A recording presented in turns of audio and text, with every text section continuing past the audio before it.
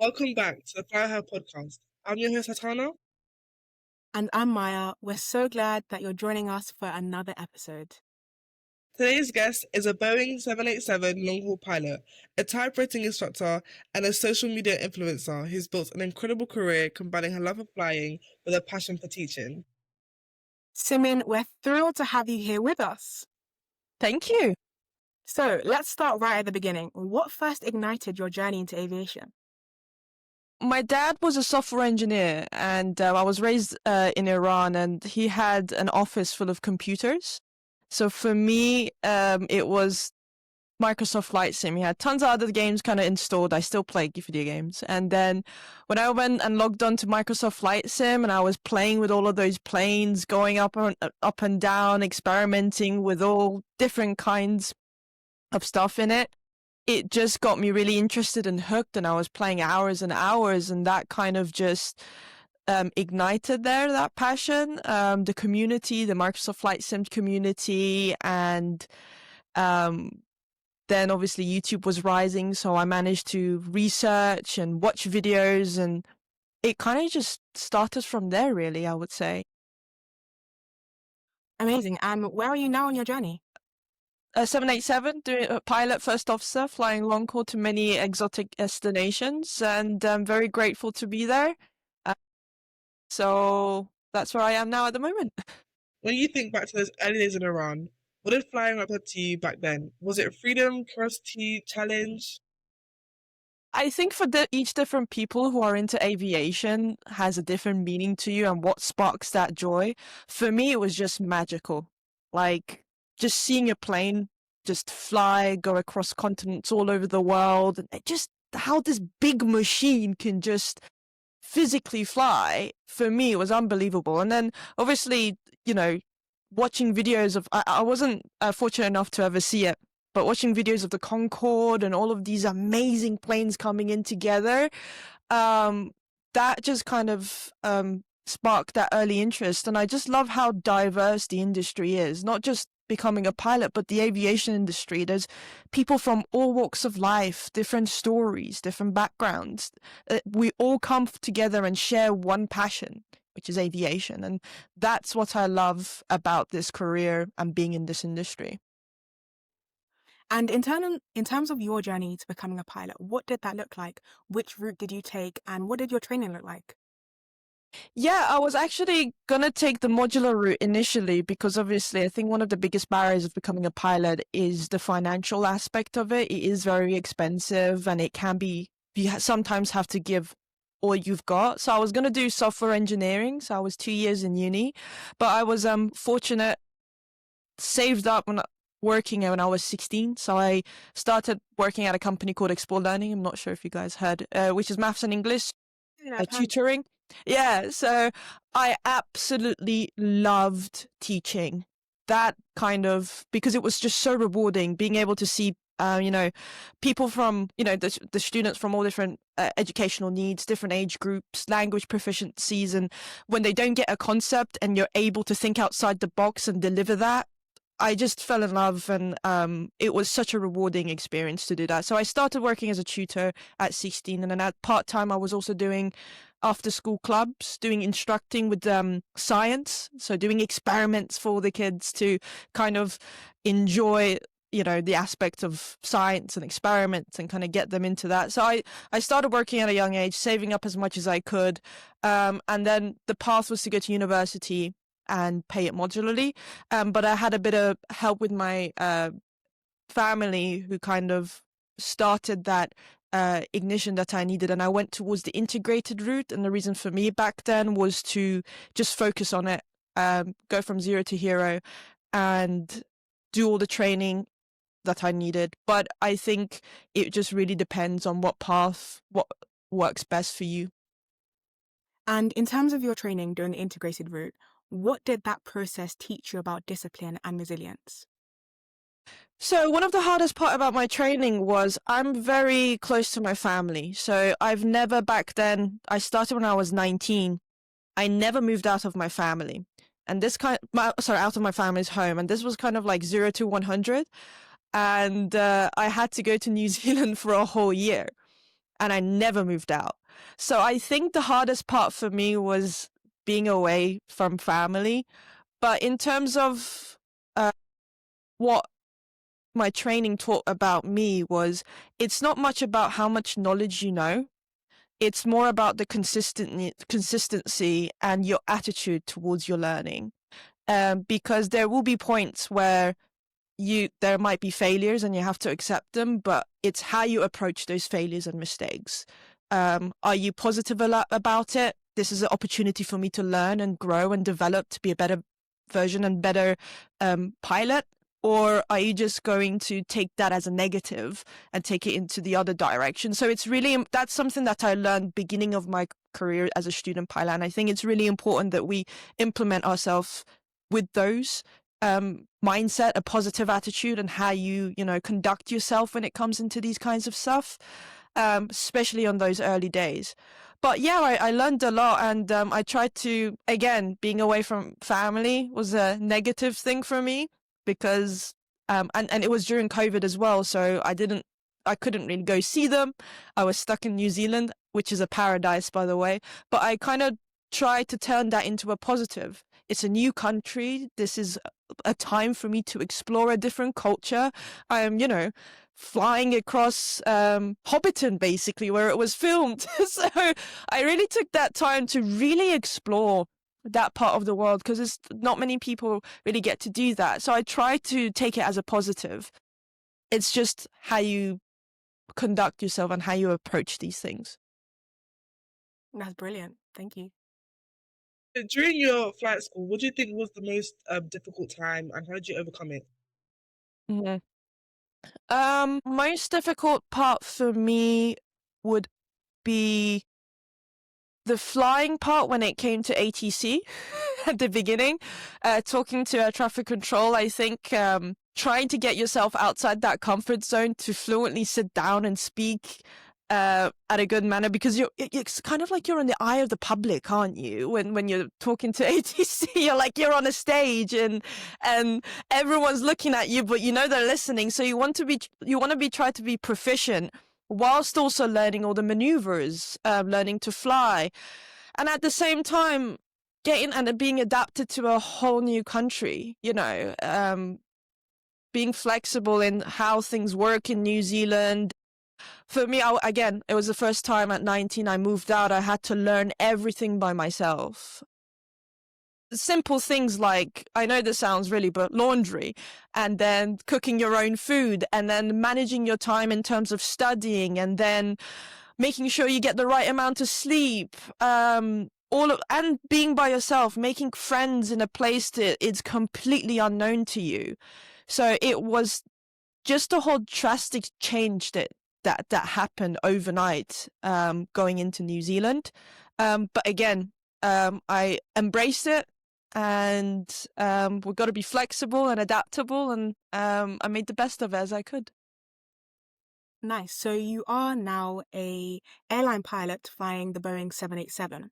What was that transition like for you, going from being a student pilot at flight school to now flying for the airlines? And challenges do you think many new pilots face when transitioning from being a student pilot to airline flying? Yeah, so I was lucky enough, just after finishing my training, my first airline job was on a 737. Beautiful aircraft, by the way, so lovely to fly. And I think, like everyone who graduates from university, or when you're trying to look for that first job, that's the most difficult part, because you're the least experienced out of your peers who are applying for that. And the opportunities might not be as much, because I think aviation is all about timing, especially with these jobs. But for me, I would say I wasn't really aware, or I wasn't taught of what airlines were looking for, how I was being assessed, and how I could best prepare myself going for these interviews. And I think the biggest challenge was that. So I think a lot of airlines are going towards competency-based interviews. So they ask you questions about, tell me about a time you've shown great leadership or communication skills. Can you tell me about a time where you had to manage your workload? And a lot of people think it has to be aviation related. It doesn't have to be. It could be based on your broad amount of experiences that you had before starting your flight training and how to basically structure your answers there.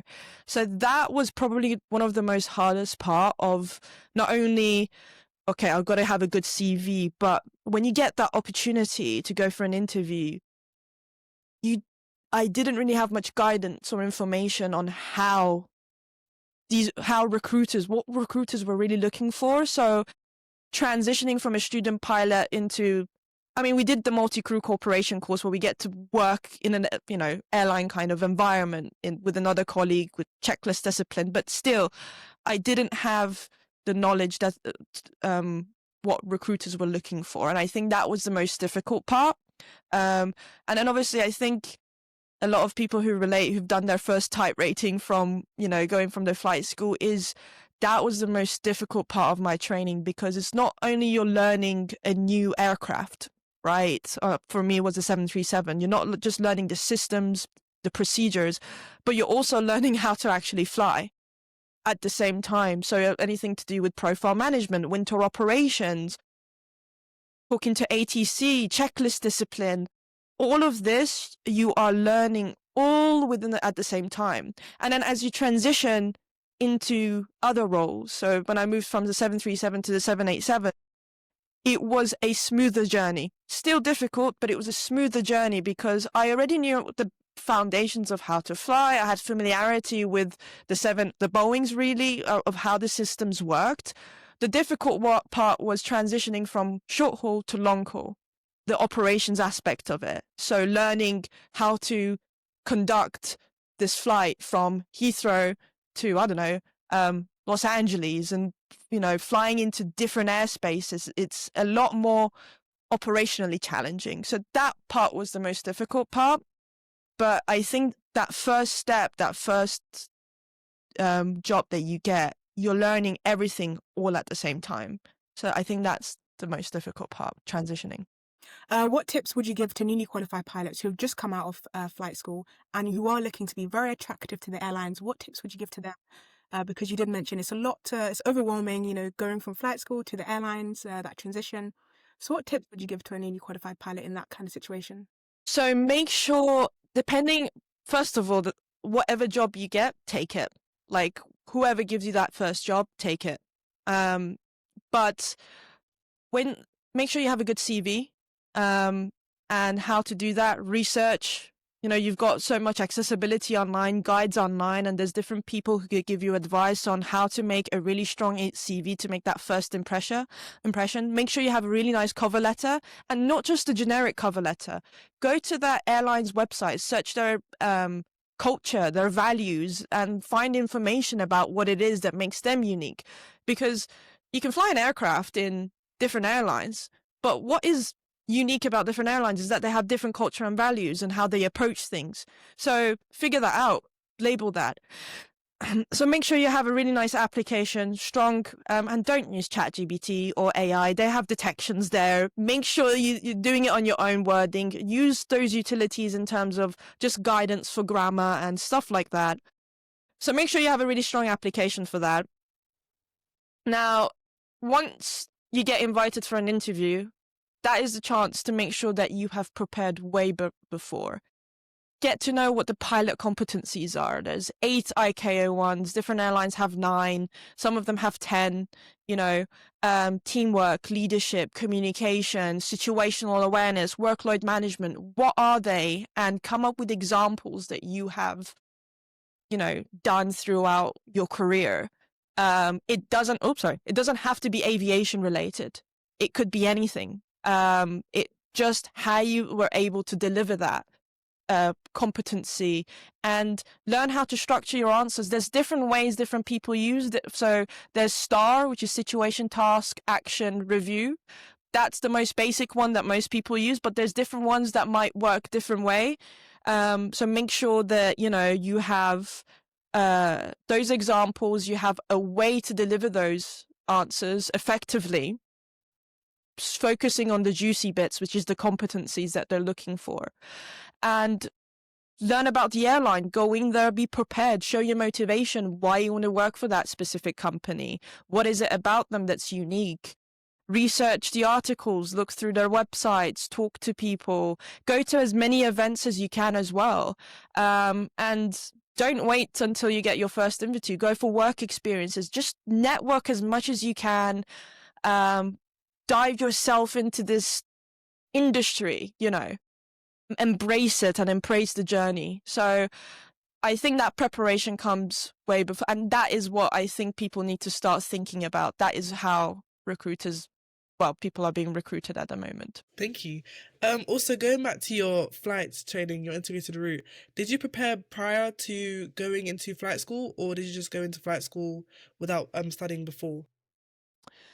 I had a bit of experience doing Microsoft Flight Sim. I don't know if that counts as studying particularly, but that was more when it came to the flight stages. I was a bit more competent when it came into, instrument flying and knowing those rules, and especially going into my type rating, I had a bit of an understanding of the flows and how things basically worked. But I started at 19, so I was fortunate enough to have familiarity with my GCSE math skill set and physics. I had those foundations still fresh in my brain. Right now, I don't. It's all forgotten, believe it or not. But that was already there. And I think the flight school that I had already had learning locker or e-learning that you had to do online, when it was a basic maths and physics to kind of have that basic foundations you needed when you went into your flight training. Did I study for it? Not really. I didn't do any PPL or anything like that. I didn't do any of the theory exams. I kind of just went in there. And I would say that I found the ATPL ground school, the theory part of it, the most challenging. That was, I think most people would agree that that was the most challenging part of the whole training aspect, because it's not, I don't think it's, in my opinion, it's not the flying in itself, it's the amount of stuff that you have to learn in such a short amount of time. And they may not be complex, but it's just so much information that you have to put in your brain. That was the most challenging part. So what advice would you give to those who are about to start their flight school, whether it's integrated route or modular? Mm-hmm. I think, again, it's your attitude. It's okay to feel overwhelmed. It's completely normal, because it is a huge shock in the system that you're, integrated. For example, the challenge is you're in a classroom from 9 to 5, you come back, you barely have time to yourself, you have to then review the subjects that you studied, which is a ton of stuff, and then sleep again, and then do the whole thing again. Integrated, work as a team with your colleagues, start that competence teamwork from earlier on. Don't be afraid to ask for help. There's no such thing as a stupid question. Put your hand up. I don't understand this. Help me. Ask for help. Use your colleagues. Study together. Put goals together. And that way, everyone kinds of push each other towards the right direction as a team. And modular route, I think the difficult part, depending on how you do it, but let's say you're doing the self-study route, is keeping yourself disciplined and motivated to make sure that you sit down and you do that chapter and that amount of work that you need to do, not leaving it till last minute. Staying disciplined with your schedule and your study schedule and motivating yourself and having that discipline, even when you're not feeling like doing it, you sit down and do it, because most people might be have a full-time job on that or doing something else, and then obviously having to add the ATPL ground school there and making sure you're studying. It's difficult. It really is difficult. It's easier said than done, but just make sure that you have a strong structure, strong discipline, and your attitude towards it. Yeah, that's great advice. I mean, discipline is very key, and it will prepare you for a career in the airlines where you also need to be very disciplined as well. So totally, thank you for sharing that. So, as we know, becoming a pilot, well, when you do become a pilot, your schedule can very much be unpredictable. How did you manage fatigue, time zones, and keep your performance consistent on long haul flights, especially when transitioning from short haul flight to long haul flights? Mhm. Yeah, long haul was a at the beginning a big shock to the system, because you, as you said, you're changing time zones all the time. You know, your local body clock when you land at your destination could be 4 a.m., but the place that you landed is 7 o'clock in the evening. So you're technically getting into breakfast time. It works differently for different people, right? Different people have different types of bodies, and how they accumulate things is really different. Um, for me, I started to just try to get used to the local time at the destination. So for example, if I'm doing a flight to LA and we're landing at 8 o'clock, and obviously it's depending on summertime, but it's 7 or 8 hours behind. It could be 4 in the morning at my body clock. I just try to sleep at the local time that I normally sleep in LA. So for example, 10 p.m. So I'll try to stay awake for 3 hours. There's a technique that I think another influencer said, my layover live, he works for one of the American carriers, that I really used. One problem that I had at the beginning when I went to the hotels was I was like, I'm going to just take a hour nap. That's it. After you land, I'm just going to take an hour nap. And then it turns out you took a 6 hour nap because you're knackered. He told me, well, he told everyone, like on the video, drink a lot of water, and then your body naturally, wants to wake up to pop to the loo. That way, it's not an alarm clock that would just bang on and disturb your sleep. You naturally kind of wake up, and it's kind of a very pleasant way of waking up. Even if you have like a trip, I don't know, if you're going, even if you're just going on a holiday in a place that has a strategically long time zone, and you don't want to sleep 6 hours, and you want to make sure that you don't have a bad time schedule, especially at the destinations.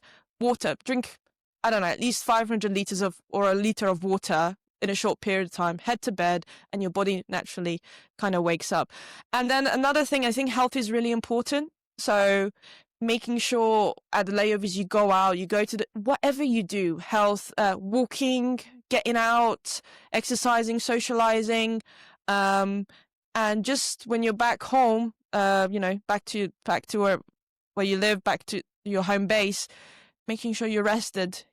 That's really important. Having a healthy lifestyle. I think every pilot says that. We don't all the time. I put on 8 kilos in a year, believe it or not, because when I was flying, it was like 8 o'clock in the UK. What was it? 8 o'clock in the UK, and then landed 4 a.m. but 7 p.m. where it was, and I just kept on eating. So because you're hungry, so just build a really nice discipline. Yeah.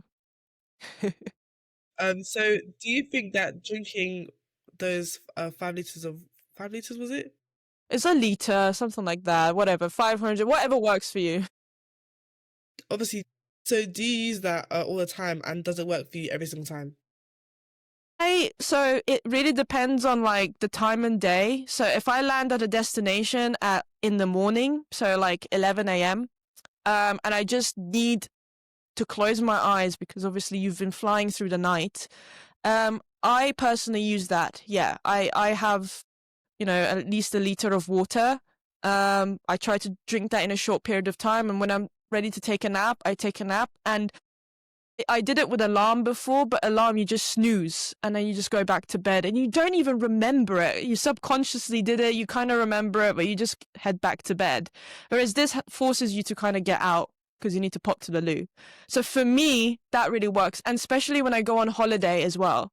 When I arrive at certain times and I don't want to waste the day because then you're going to not sleep in the night at the local place you've landed. So for me, that's a really nice way.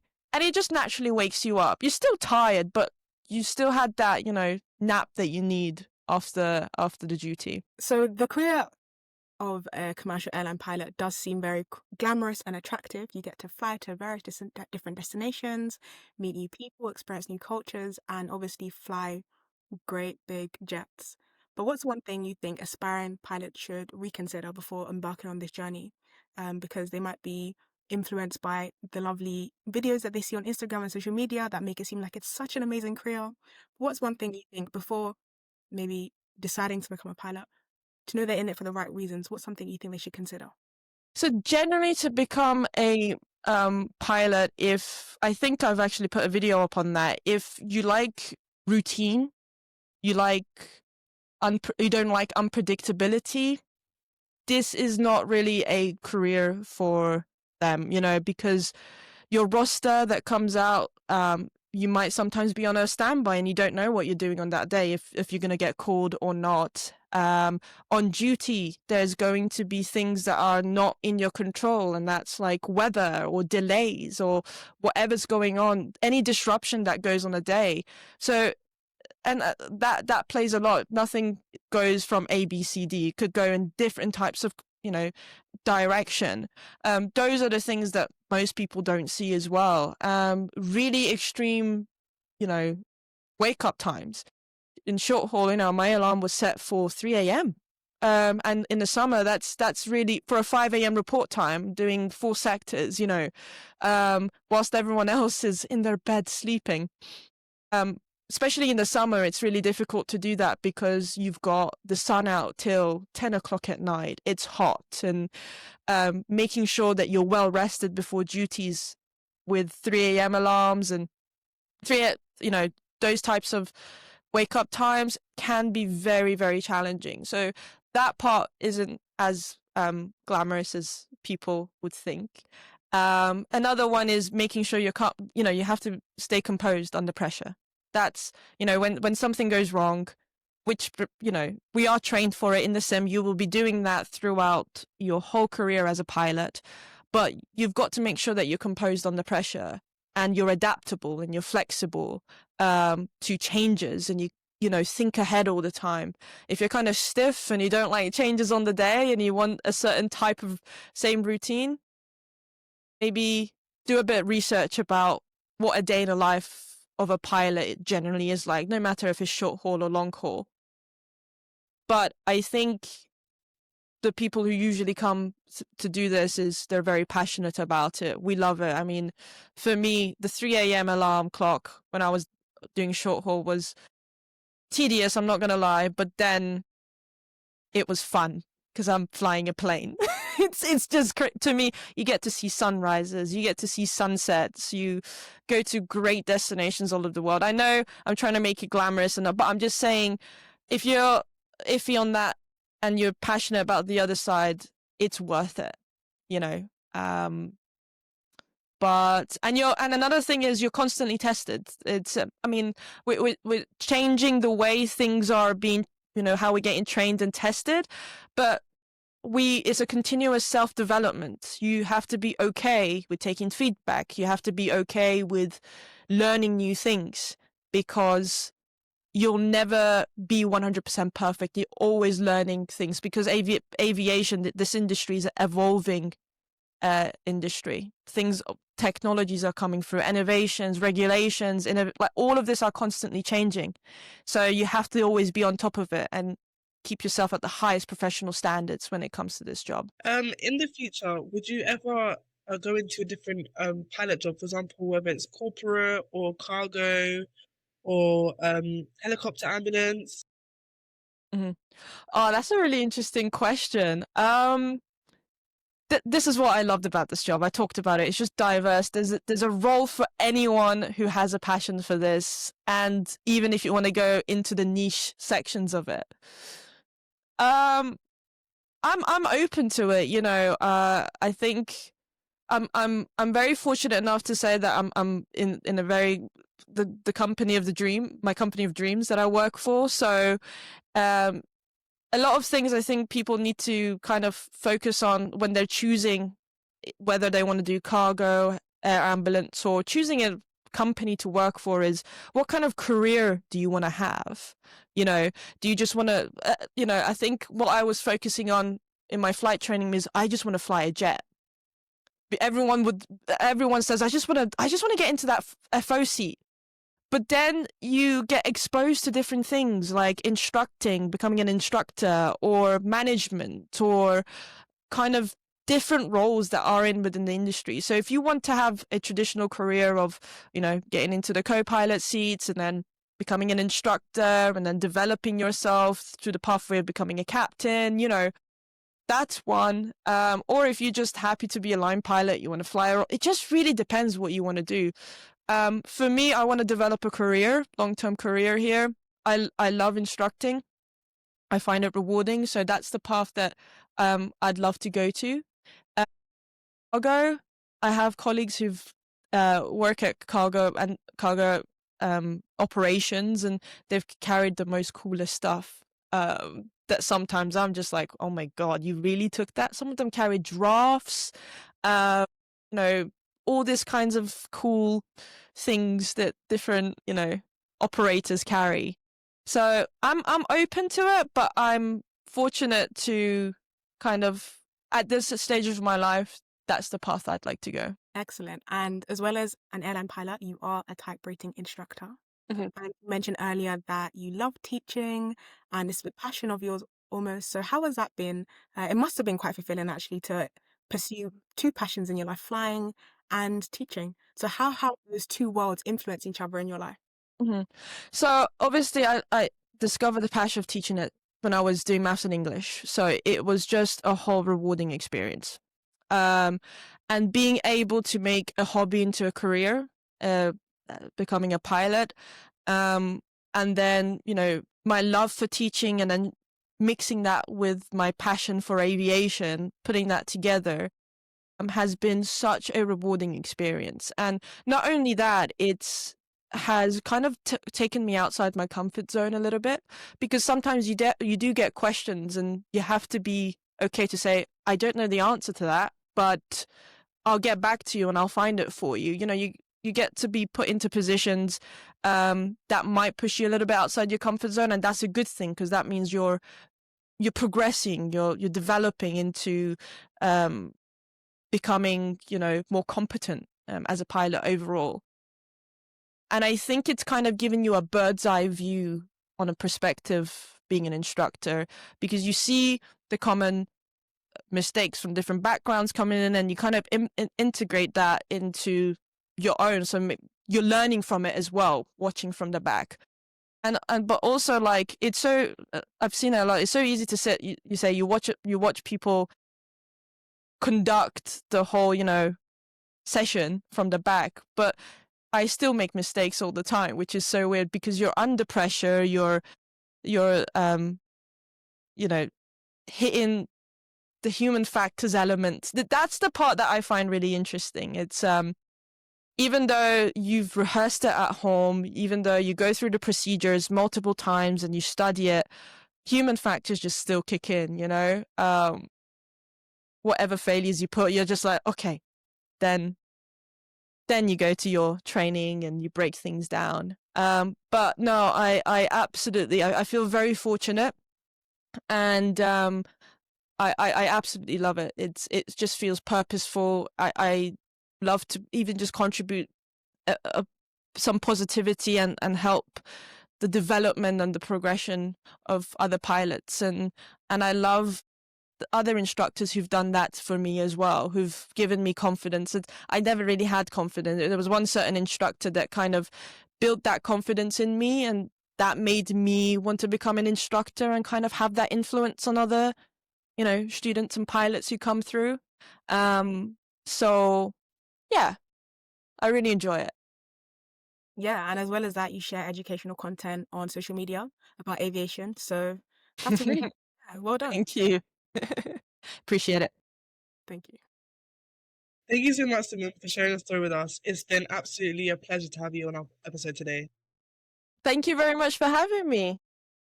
Thank you, Simin. So that is it for today. Make sure to like, share, and subscribe, and follow us on Instagram and TikTok at the Fly With Her podcast.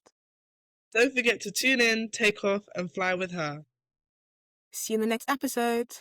Bye. Bye.